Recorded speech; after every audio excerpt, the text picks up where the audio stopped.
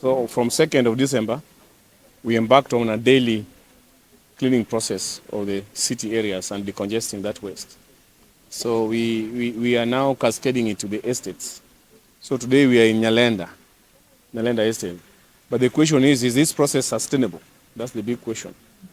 So what we are trying to do is to sensitize the Kisumu residents. How do you manage waste from your house, from your hotel, from your office? You must have a basket where you gather waste, a bin. And that bin must put that waste together, isolate it, and you must know where you are taking that waste.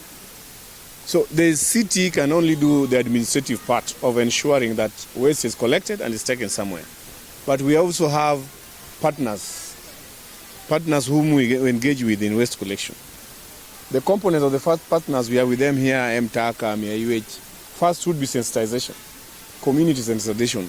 They should go around and ensure people staying in that estate understand the waste management system.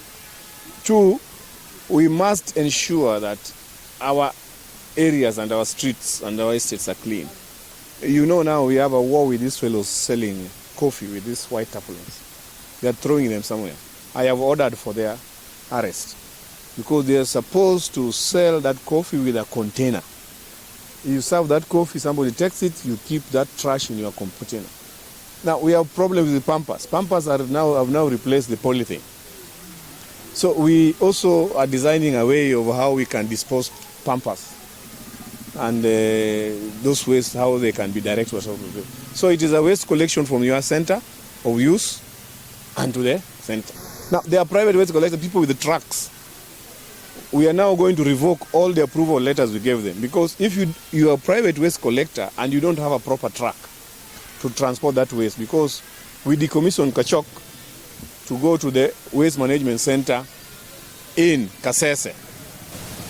So we decommissioned that area, and then what we need now is, if you are a private waste collector, you cannot collect a waste with mkokoteni. If I collect waste mkokoteni, where are you going to throw it? I'm going to dump it somewhere. So I'll wait until midnight. And throw that waste in place in a corner within the city. That's what they were doing for us. So all of them, we have revoked the letters. They have to go through a process. Do you have a truck? So this process will continue for the whole year. And it is not only waste collection. It is also to do with greening of the city.